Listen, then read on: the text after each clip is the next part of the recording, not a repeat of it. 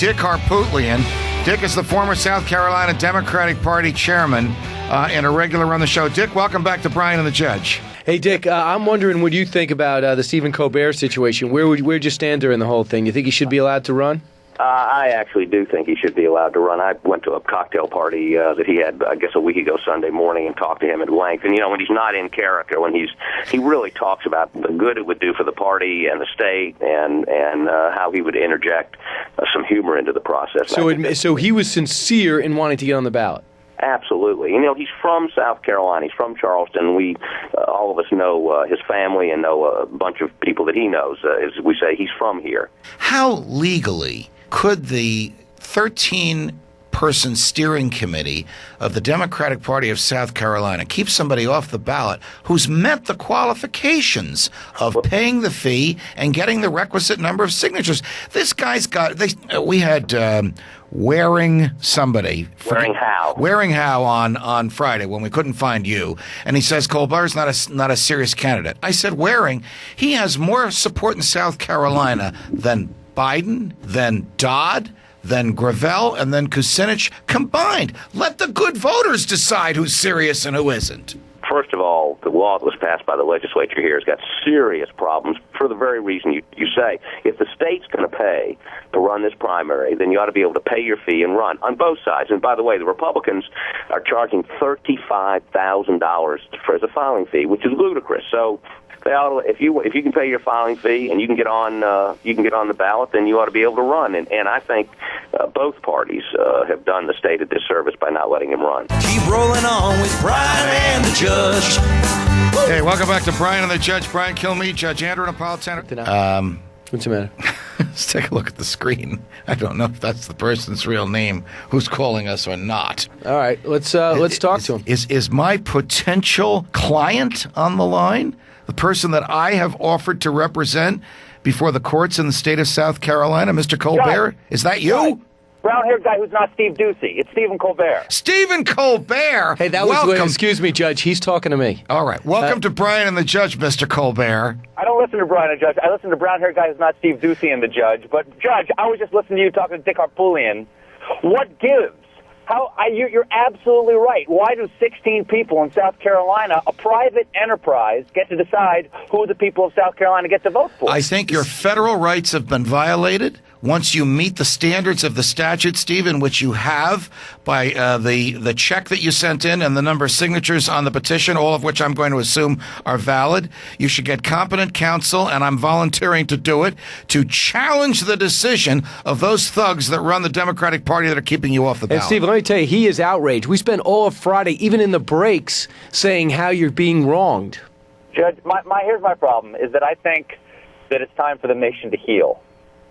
And although I've lost by the slimmest margin in presidential history, 10 votes, I'm not sure whether this country is ready for a constitutional crisis. I think the country is ready for somebody who has more support in South Carolina than 4 of the so-called national candidates, Gravel, Kucinich, Biden, and Dodd combined, Stephen. Hey, did you ask Dick Harpootlian how he voted? Well, we're assuming that Harpootlian is not on the committee.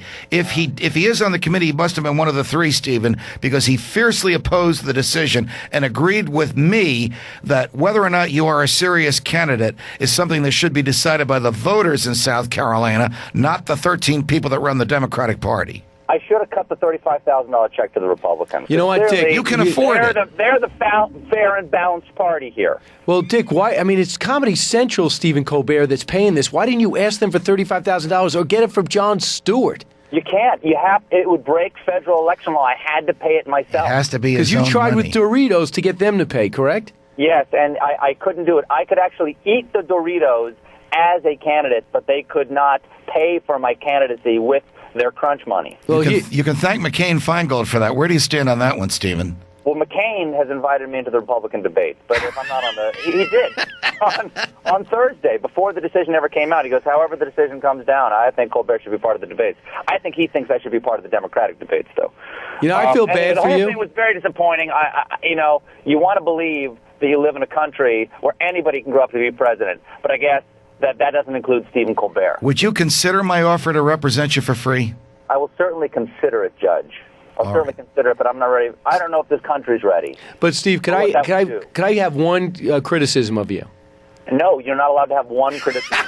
If you're asking my permission, then the answer is no. On my own show. See, we're used to working with O'Reilly. We got to ask for permission to criticize. No, we don't work with O'Reilly. He doesn't even talk to me. But here, Stephen, here's the deal.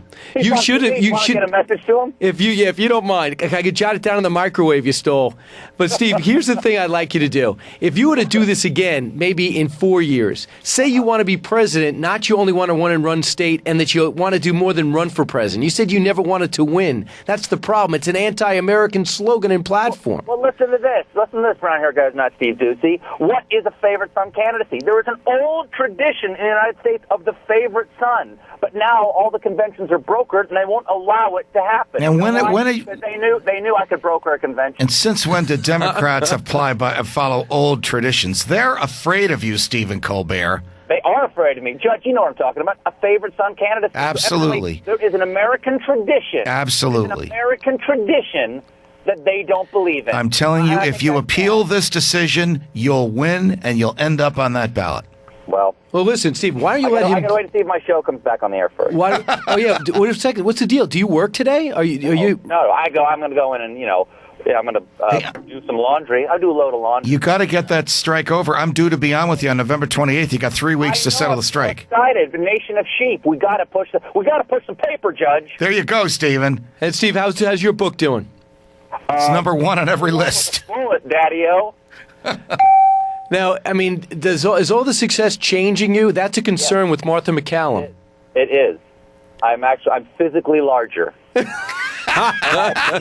Let's not go there. I can start fires with my mind. It's interesting. I like you said that you're afraid of having your kids see you.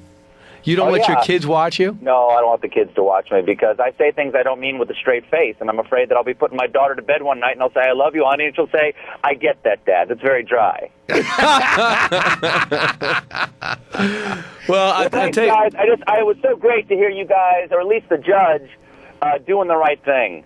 I don't know. I didn't hear you chiming in, you know what? I told you, you've already adjusted. I am the black-haired guy that's not Steve Ducey, so our feud is officially over. Now, Steve, thanks for doing all you're doing. We love the fact that you mock us. Yes, we do. Well, I enjoy mocking you. The great Stephen Colbert. What a treat. Thanks for listening to us. Thanks, guys. Bye. Okay. In the future, I know we're used to a lot of big celebrities calling in, but when Stephen Colbert actually calls in, could someone acknowledge it or at least put a star next to his name? This is him? I mean, they don't even have him down as the next caller. Hi, y'all. This is Charlie Daniels, and it just don't get any more American than Mom, Apple Pie, the Charlie Daniels Band, and Brian and the Judge.